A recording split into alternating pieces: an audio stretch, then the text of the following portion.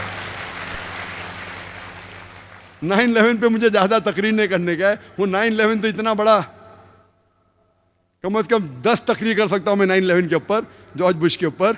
लेकिन मुझे लगता है उसको आइडिया मिली बाबरी मस्जिद से। जिस तरीके से बाबरी मस्जिद को बम से गिराया गया और कहा गया कि स्पॉन्टेनियस रिएक्शन था, उसी तरीके से बम से गिराया ट्विन टावर को और कहा गया कि प्लेन ने मारा। चाहे तो इंशाल्लाह क्वेश्चन आंसर में टाइम लिया तो कहूंगा। क्या होता है? इमीडिएट सारे हिंदुस्तान में दंगे फसाद होते। दंगे फसाद होने के बाद एक्शन का रिएक्शन होता है। हजारों लोग मारे जाते, हजारों लोग का कत्ल होता है सारे हिंदुस्तान में, अक्सर मुसलमान। और खुसूसन बॉम्बे में बाबरी मस्जिद डिमोलिश की कौन जिम्मेदार? कोई भी आम आदमी जिसको थोड़ी भी अकल है वो कहेगा नंबर 1 रिस्पॉन्सिबल, सबसे ज्यादा जिम्मेदार ऑपोजिशन पॉलिटिशियन जिनने गैदरिंग की सुप्रीम कोर्ट के खिलाफ। नंबर 2 जिम्मेदार जो पॉलिटिशियंस पावर में थे, वो रोक सकते थे लेकिन नहीं रोका। क्यों? वोट बैंक जाएगा, उसके वजह दंगे फसाद होते। दंगे फसाद में पुलिस चाहती दंगे फसाद को रोक सकती। आप कोई भी सीनियर पुलिस ऑफिसर से पूछिए, मैं तो बहुत से पुलिस ऑफिसर से बात कर चुका हूं इधर और बाहर भी, कोई भी सीनियर पुलिस ऑफिसर से पूछिए, दंगे फसाद को रोकना तो आसान सी बात है। जैसा शुरू हुआ within a few hours, चंद घंटों में रोका जा सकता है। अगर कम पुलिस फोर्स है तो रिजर्व फोर्स को बुलाओ। टेररिस्ट अटैक्स को रोकना बहुत मुश्किल है। कुछ रोक सकते, सब नहीं। सब रोकना नामुमकिन है 100%। कुछ को रोक सकते। दंगे फसाद 100% रोकना आसान है अगर पुलिस फोर्स चाहे तो। लेकिन जो पुलिस चाहती भी रोकना नहीं रोक सकती थी। क्यों? क्योंकि उनको पॉलिटिशियन का दबाव था। पुलिस फोर्स तो फाइनली गवर्नमेंट के अंदर आती ना, होम मिनिस्टर के अंडर। वो पुलिस ऑफिसर चाहता भी था बेगुनाह मुसलमान का कत्ल ना हो, फिर भी कुछ नहीं कर सकता। क्यों? उसके सिर के ऊपर पॉलिटिशियन है। दंगे फसाद होते हैं बंबई में 1500 मुसलमान का कत्ल होता है। मोर देन 90-95% जिनका कत्ल होता है मुसलमान होते हैं। 1800 से ज्यादा घायल होते हैं बॉम्बे राइट्स में। इवन पार्टीशन के वक्त भी बॉम्बे में इतना बड़ा दंगा फसाद है, जिस तरीके से ये दंगे फसाद हुए। और पुलिस चाहती रोक सकती थी, नहीं रोकी। हजारों बेगुनाह लोग की कत्ल हुआ। थोड़ा पहले रिएक्शन था दिसंबर में, उसके बाद जनवरी में, एक हफ्ते बाद जो वापिस था, प्लान था पूरा। It was planned, hand in glove. कौन जिम्मेदार है दंगे फसाद का? वही लोग। नंबर 1 ऑपोजिशन पॉलिटिशियन, जो लोग ने बाबरी मस्जिद में गैदरिंग की। नंबर 2 जो पॉलिटिशियन पावर में थे, उनने वो गैदरिंग को अलाउ किया, नहीं रोका वोट बैंक की वजह से। नंबर 3 आम जनता। आम जनता को बहकाया गया कि लूट मार करो। आम जनता, मेरे नजदीक इस हिंदुस्तान में आम हिंदुस्तानी, आम हिंदू, आम मुस्लिम एक दूसरे से मोहब्बत करता है। मेरे नजदीक मेरे कई हिंदू दोस्त हैं। आम हिंदुस्तानी, आम हिंदू, मुसलमान एक दूसरे से मोहब्बत करते हैं। ये पॉलिटिशियन लोग चिंगारी लगाते हैं वोट बैंक के लिए और बेगुनाह लोग को बहकाते हैं और उनके जरिए राइट्स करते हैं। हम आम जनता हिंदुस्तान की इन पॉलिटिशियन के बहकावे में नहीं आना चाहिए। नंबर 3 रिस्पॉन्सिबल आम जनता जो बेवकूफ बन जाती है। नंबर 4 पुलिस जो रोक सकती थी नहीं रोकी। जो लोग रोकना चाहते थे भी नहीं रोक सकते। क्यों? उनका ट्रांसफर हो जाएगा। मेरा नाम तुषार शाह है। मैं जैन गुजराती हूँ सर। मैं सिविल इंजीनियर हूँ, कॉमर्स ग्रेजुएट हूँ और MBA की डिग्री होल्ड करता हूँ और पूना में एज ए प्रमोटर बिल्डर काम करता हूँ सर। मुझे आपके बारे में हमारे एक मुस्लिम फ्रेंड के थ्रू मालूम पड़ा। उन्होंने आपका एक CD मुझे दिया जो कि वेज और नॉन वेज के ऊपर आपका डिबेट था सर, और वो आपने जैन लोगों के साथ किया था।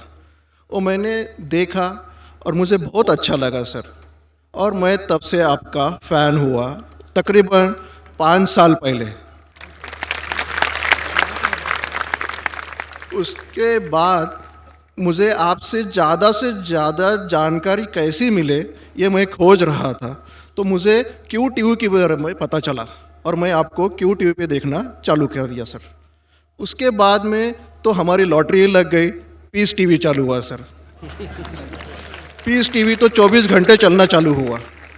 और सर मैं यहाँ ब्रेक लेके बोलना चाहूँगा कि जितने भी जैन प्रिंसिपल्स है या जो भी राइट्स और रिचुअल जैन लोग फॉलो करते हैं, ये बचपन से लेके आज तक मैं समझने में फेल रहा हूँ सर। एक भी उनका प्रिंसिपल मुझे लॉजिकली एक्सेप्ट नहीं हो रहा है सर। ऑन द कॉन्ट्ररी, इस्लाम के जितने भी प्रिंसिपल मुझे मालूम पड़े, जो कि आपके थ्रू मालूम पड़े, 99.99% एक्सेप्ट हो रहे हैं, वो भी लॉजिकली सर। तो यहाँ दूसरी बात ऐसी हो रही है कि पीस टीवी के बारे में मैं थोड़ा आपकी परमिशन से बात करना चाहूँगा। मेरी एक रिक्वेस्ट है आपसे, कैन आई टॉक सर?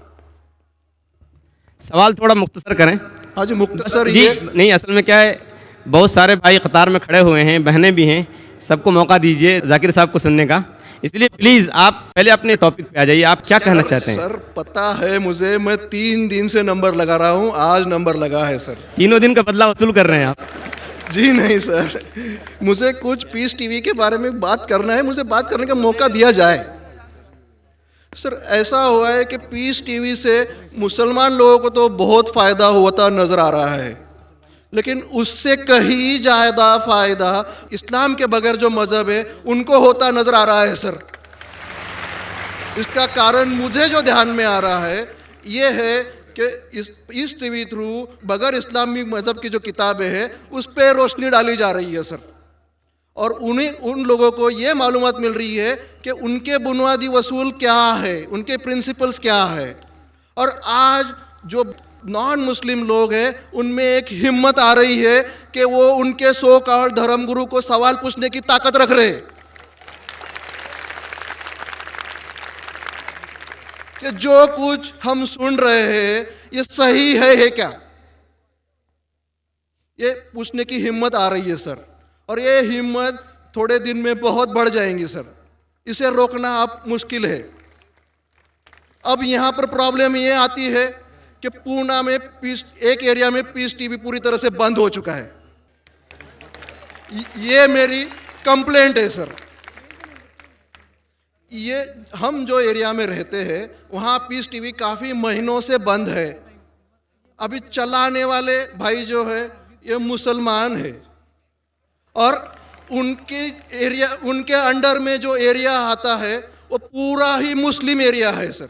अब उन्हें प्रॉब्लम क्या है समझ में नहीं आ रही है। चैनल चलाने में आस्था चैनल चला रहे, संस्कार चला रहे हैं, फैशन टीवी 24 घंटों चला रहे, ट्रेन 24 घंटों चला रहे, लेकिन पीस टीवी नहीं चल रहा है सर। हमने उन्हें काफ़ी रिक्वेस्ट की, ईमेल भेजे, नोटिस भेजी, फिर भी कोई उसमें बदलाव नहीं आ रहा है, पीस टीवी चल नहीं रहा है। तो मुझे आपसे एक रिक्वेस्ट करनी है कि आप वो भाई से बात करें और उन्हें ये कहे कि पीस टीवी चलाने में आपकी प्रॉब्लम क्या है। क्योंकि कल एक भाई ने ये थोड़ी बात की लेकिन खुल के बात नहीं की। आपने उन्हें कहा कि आप एक 5-6 हज़ार की डिश लगा दो, पीस टीवी चल जाएगा। सर 5-6 हज़ार की डिश लगाने वाले की ताकत पूना में 500 लोग रहेंगे, 5,000 लोग रहेंगे, लेकिन पूना में बहुत गरीब लोग हैं जो कि ये अफोर्ड नहीं कर पाएंगे और उनका हक है कि ये पीस टीवी देखे करके। तो मेरी आपसे एक रिक्वेस्ट है कि आप वो भाई साहब का प्रॉब्लम क्या है वो देखें और पीस टीवी चालू करने के लिए रिक्वेस्ट करें। और अब मैं सीधे अपने सवाल पे आता हूँ सर। जैसे मैंने कहा कि जैन लोगों का एक भी प्रिंसिपल लॉजिकली मेरे समझ के बाहर है और इस्लाम के जितने भी प्रिंसिपल मैंने सुने हैं 99% प्रिंसिपल्स मुझे लॉजिकली एक्सेप्ट है सर। जो एक प्रिंसिपल में थोड़ी गड़बड़ाहट है वो मैं आपसे पूछने जा रहा हूँ सर। अगर मेरे से कोई गलती हुई तो प्लीज़ संभाल लेना सर मुझे। तो मेरा ये है कि every human being is born with free will and we are here to test for the life to come hereafter. ये एक प्रिंसिपल है सर, मुझे एक्सेप्ट है, मुझे कोई इसमें ये नहीं है। दूसरा प्रिंसिपल है सर तकदीर का। जहाँ मुझे थोड़ी गड़बड़ हो रही है, तकदीर का प्रिंसिपल जो मैं समझ रहा हूँ और जो मैंने सुना है वो ये है कि जो अल्लाह ने लिखा है करके आप कर रहे हो, ये जुमला गलत है।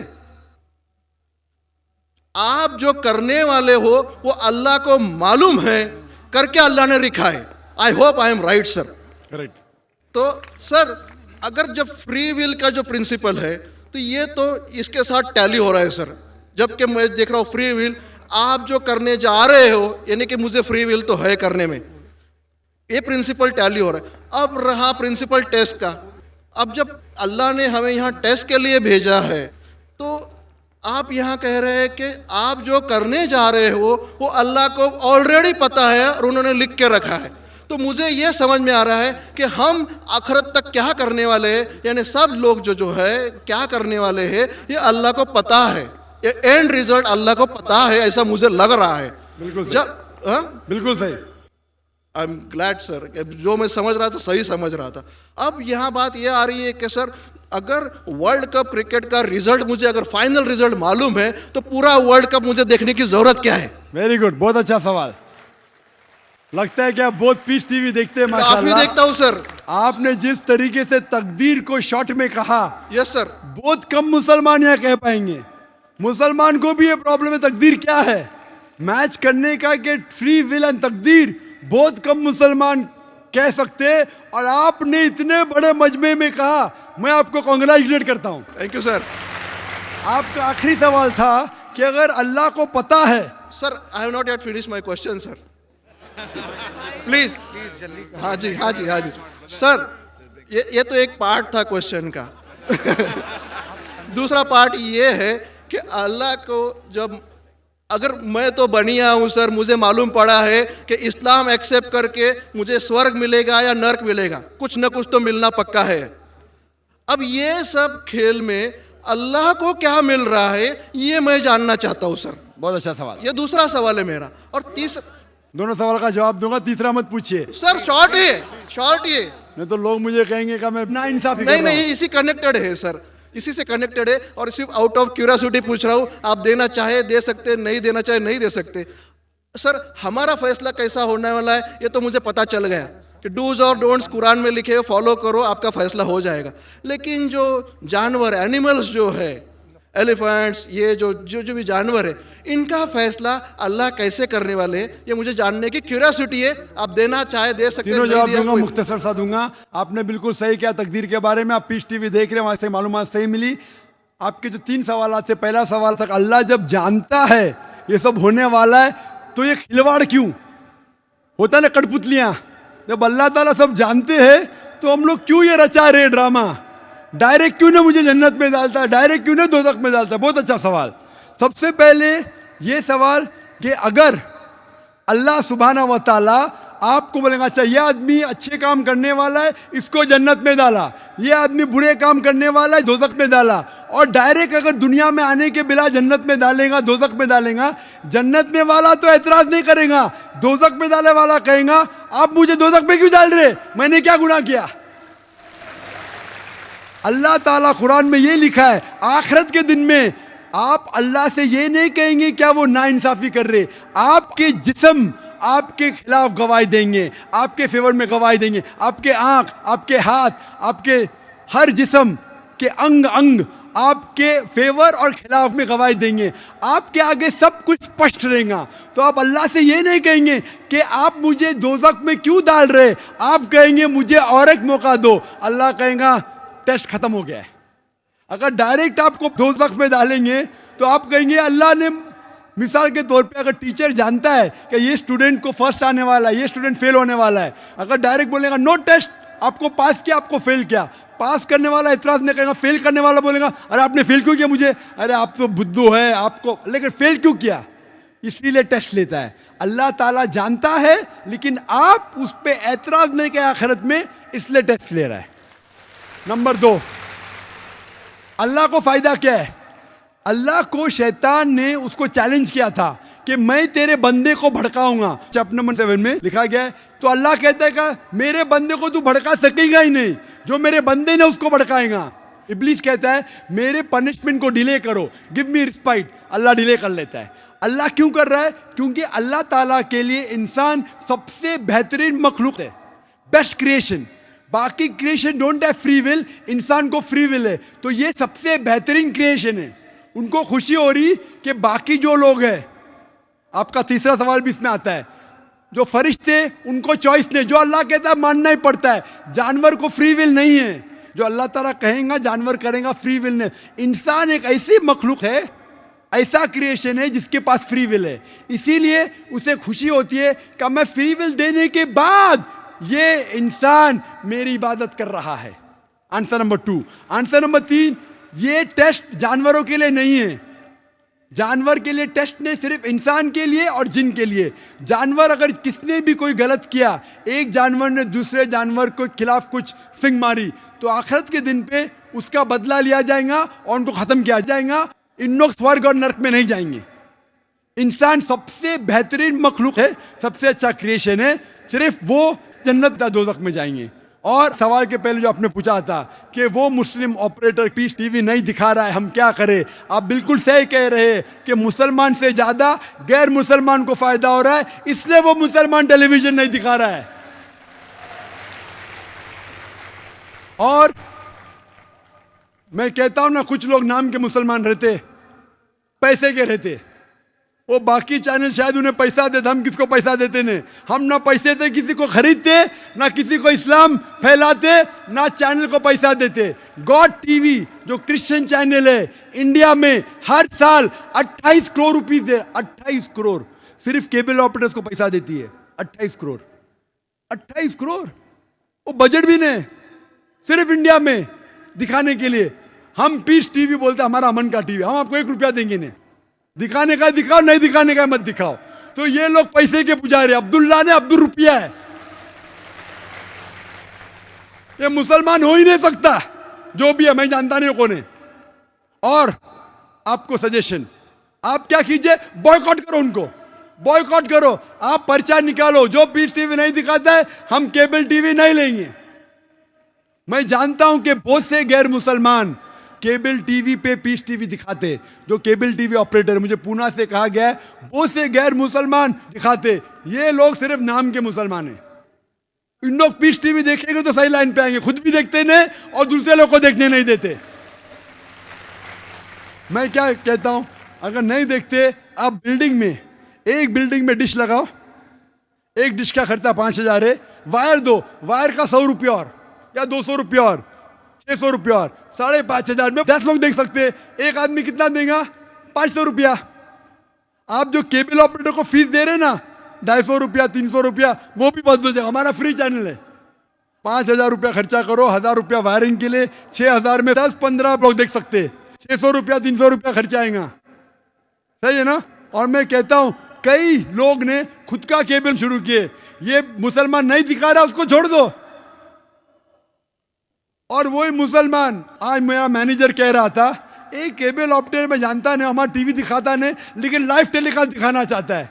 तो मेरे मैनेजर मंसूर भाई ने कहा, अजीब बात है, आप हमारा केबल दिखाते नहीं, बोलते पुलिस परमिशन देती नहीं, कि आज आपको पुलिस परमिशन मिली? चुप हो गया। फिर भी मैंने कहा मैनेजर से दिखाने दो, अल्लाह उसको हिदायत दे। दिखा रहा है कि अब लाइव टेलीकास्ट दिखाने का। लाइव टेलीकास्ट तो और डिफिकल्ट है, पीस टीवी पे सब एडिट होता है, यहाँ कोई गलत चीज कह दिया तो सब लोग को सुनने में आएगा। तो पीस टीवी पे 3-4 बार देखा जाता है, कुछ गलत नहीं, कोई किसी के खिलाफ बात नहीं कर रहा है। लाइव में तो कोई भी बात कर सकता है। फिर भी मैं सिर्फ दुआ कर सकता हूं कि अल्लाह इस मुसलमान को हिदायत दे, और आपसे दरख्वास्त कर सकता हूं कि आप शुरू कीजिए, आपके साथ और लोग आपका साथ देंगे, और इंशाल्लाह ऐसे लोग का केबल चैनल ही बंद हो जाएगा फिर। सर मैं कोशिश करूंगा सर। और मैं दुआ करता हूं कि आप जैसा कहा कि 5 साल से आप मेरी तकरीर सुन रहे, और आपको लगा कि आप जो कहते हैं कि धर्मों में गलत बातें होती है, और ये मेरा हमेशा कहना है, हर धर्म के ठेकेदार से कहो ये बात सबूत से पेश करो, चाहे हिंदू धर्म हो, जैन धर्म हो, ईसाई धर्म हो या इस्लाम हो, सबूत पेश करो, कुरान में लिखा है कि नहीं, हदीस में लिखा है कि नहीं। और मैं दुआ करता हूं कि अल्लाह ताला आपको हिदायत दे, आपको सही रास्ता दिखाए, और अमन का मजहब कबूल करने के लिए हिदायत दे। कोशिश करता हूँ। Thank you sir. तो मेरे प्यारे मोअज़्ज़िज़ नाज़रीन, ये थी हमारी आज की वीडियो। डॉक्टर जाकिर नाइक का बेहतरीन सा लेक्चर तो आप लोगों ने सुन लिया। और दोस्तों, वीडियो कैसी लगी, वीडियो को लाइक और चैनल को सब्सक्राइब करना बिल्कुल ना भूलिए। और इस तरह मज़ीद वीडियो देखने के लिए सब्सक्राइब तो बनता है और बेल आइकन ज़रूर प्रेस करें ताकि न्यू वीडियो आने की आपको नोटिफिकेशन मिल जाए। तो मिलते हैं नेक्स्ट वीडियो में, तब तक के लिए अल्लाह हाफिज़।